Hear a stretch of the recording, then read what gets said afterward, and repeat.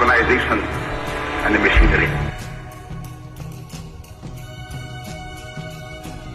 और उनका कांग्रेस अध्यक्ष चुने जाने पर गांधी जी ने कहा कि सुभाष की जीत गांधी की हार है। जब तक उन्हें कांग्रेस अध्यक्ष की गद्दी से नहीं उतारा गया, तब तक उनका क्रोध शांत नहीं हुआ। जो लोग कहते हैं कि मात्र गांधी जी के परिश्रम से हमें आजादी मिली, वो एक झूठा इतिहास लिखना चाहते हैं। जब तक देशभक्त क्रांतिकारियों के बलिदान को अंधेरे में रखा जाएगा, तब तक हमारी आने वाली पीढ़ियां इतिहास के सवेरे से वंचित रहेंगी। Order order. 1947 की सर्दियों में हिंदू मुस्लिम एकता के लिए गांधी जी ने जो आमरण अनशन रखा था, उसे तोड़ने के लिए जो पहली शर्त उन्होंने रखी थी, वो ये थी कि दिल्ली की मस्जिदों में शरण लिए हुए हिंदू और सिख शरणार्थियों को मस्जिदों से बाहर निकाला जाए और मस्जिदें मुसलमानों को सौंप दी जाए। सरकार गांधी के अनशन के सामने घुटने टेकने पर मजबूर हुई, और जिस दिन गांधी जी ने अनशन तोड़ा, उस दिन वर्षा भी हो रही थी। उस असाधारण सर्दी में अच्छे घरों में रहने वाले लोग भी कांप रहे थे, परंतु उन निराश्रितों के ठिठुरते हुए कुटुंब के कुटुंब मस्जिदों से बलपूर्वक बाहर निकाले गए। जिस दिन यह घटना घटी, संयोगवश मैं दिल्ली में ही था। मैंने अपनी आंखों से गांधी जी की जिद को पूरा होते हुए देखा। कड़ाके की सर्दी और वर्षा में कपकपाते हुए वो लोग बिरला हाउस पहुंचे।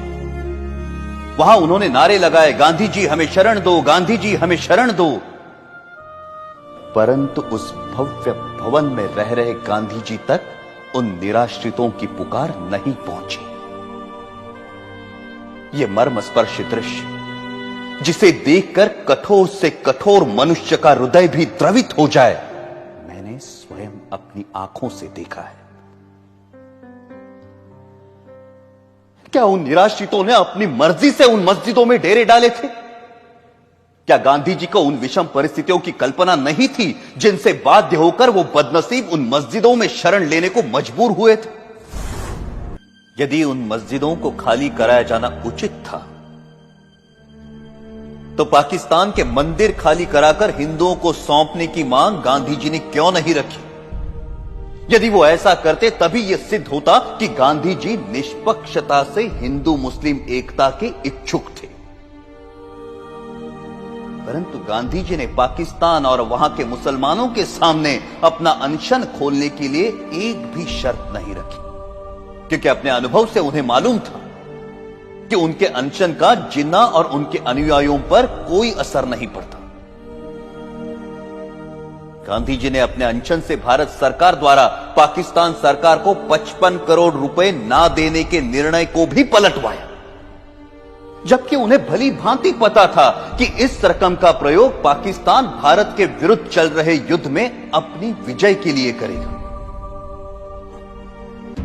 वो अनेकों बार जिन्ना से मिलने गए और सदा उन्हें जिन्ना भाई अथवा कायदे आजम कहकर संबोधित किया, लेकिन एक भी ऐसा अवसर नहीं आया जब जिन्ना ने उनसे सहयोग की इच्छा प्रकट की हो।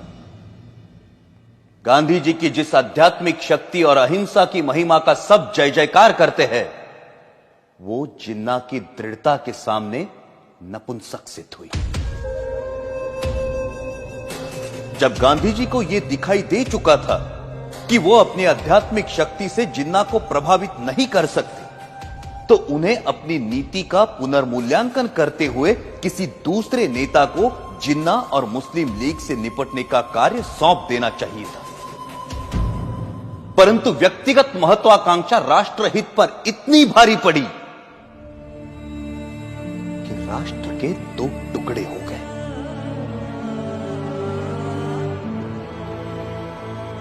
हमारे त्यागी और दूरदर्शी नेताओं ने संपूर्ण भारत की स्वाधीनता के लिए स्वतंत्रता संग्राम में भाग लिया था, परंतु देश के विभाजन से वो संयुक्त राष्ट्रीय प्रयास विफल हो गया। जिन देशभक्त क्रांतिकारियों ने हंसते हंसते फांसी के फंदों को गले से लगाया था, आजीवन कारावास अथवा देश से निर्वासित होने की यातनाएं भोगी थी, क्या उन्होंने इसी विभाजित देश के लिए अपने जीवन दांव पर लगाए थे? 14 अगस्त 1947 को छलपूर्वक भारत के विभाजन को स्वीकार कर लिया गया और पंजाब, बंगाल और सीमा प्रांत के हिंदुओं के भविष्य की किसी ने कोई चिंता नहीं की।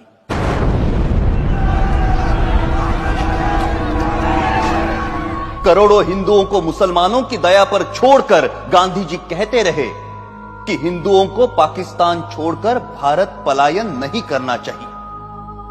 प्रतिदिन हजारों हिंदू पुरुषों का संहार और हजारों हिंदू स्त्रियों की अवमानना होती रही, परंतु उनकी सुरक्षा के लिए भारत सरकार द्वारा पाकिस्तान सरकार पर किसी प्रकार का कोई दबाव नहीं डाला गया।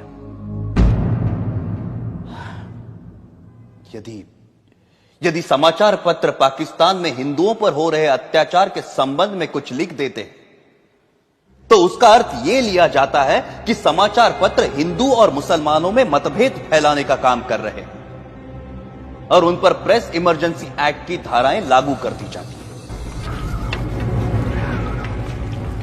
पाकिस्तान में हिंदुओं पर हो रहे अत्याचारों के विषय में गांधी जी ने कभी एक शब्द भी नहीं कहा।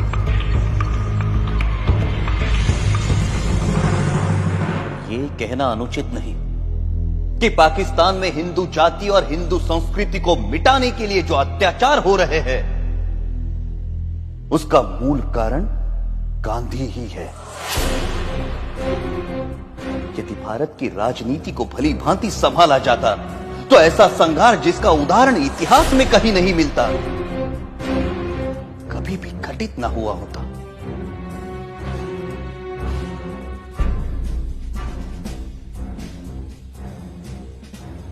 गांधी जी सदा सत्य और अहिंसा के नारे लगवाते रहे। कोई भी समझदार व्यक्ति इन नारों को बुरा नहीं कह सकता, परंतु यह आशा करना कि जीवन सदैव ऐसे उच्च आदर्शों के अनुसार चलेगा, एक दिवा स्वप्न है। वास्तव मुझे स्पष्ट दिखाई देता था कि यदि मैंने गांधी जी का वध किया, मैं जड़ मूल से नष्ट कर दिया जाऊंगा। लोग मुझसे घृणा करेंगे और जो सम्मान मुझे प्राणों से भी प्रिय है वो नष्ट हो जाएगा। मैं अवश्य मरूंगा, परंतु देश अमर होगा।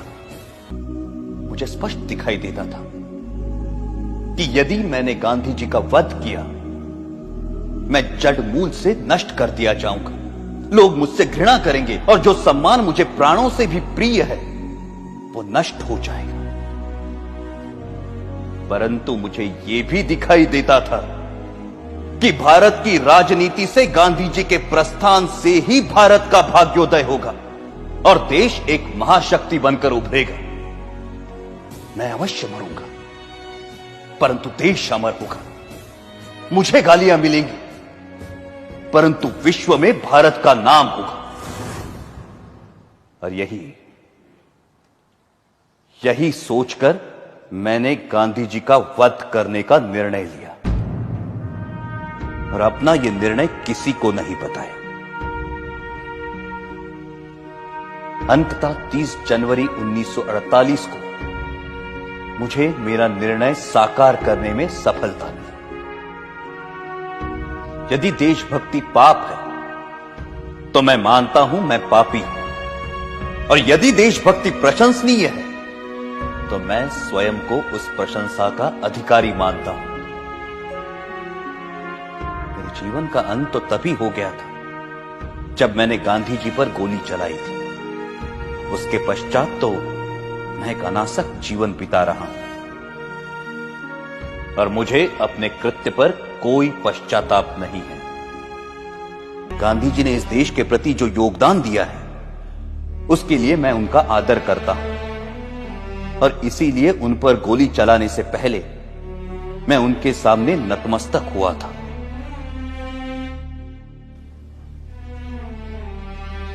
मेरी ना किसी से कोई दुश्मनी है और ना किसी के प्रति कोई दुर्भावना। आप मेरे बयान को जिस प्रकार देखना चाहे देखें और अपनी भावना के वशीभूत जो कार्य मैंने किया है उसका जो दंड मुझे देना चाहे दे। मैं किसी प्रकार की कोई दया नहीं चाहता। मैं ये भी नहीं चाहता कि मेरी ओर से कोई दया की याचना करे। इस अभियोग में मेरे साथ कई लोगों को षड्यंत्रकारियों के रूप में शामिल किया गया है। इस बारे में मैं पहले भी कह चुका हूं कि इस कार्य में मेरा कोई साथी नहीं है और केवल मैं ही इसका उत्तरदायी हूं। अंत में मैं ये कहना चाहता हूं कि जो वक्तव्य मैंने दिया है वो सत्य और शुद्ध है। इसमें प्रस्तुत प्रत्येक बात संदर्भ ग्रंथों को देखकर तैयार की गई है। मैंने ये लंबा वक्तव्य इसलिए नहीं दिया कि लोग मेरे कार्य को सराहें, बल्कि इसलिए दिया है कि लोग मेरे विचारों को भली भांति जान जाएं और किसी के मस्तिष्क में कोई भ्रांत धारणा न रहे। भगवान करे हमारा देश फिर अखंड हो और भारतीय उन विचारों का त्याग करे जो अत्याचारी के आगे झुकने की प्रेरणा देते हैं। यह सत्य है कि मैंने सैकड़ों लोगों के बीच दिन के समय गांधी जी पर गोलियां चलाई, परंतु मैंने भागने का प्रयत्न नहीं किया और ना ही स्वयं पर गोली चलाई।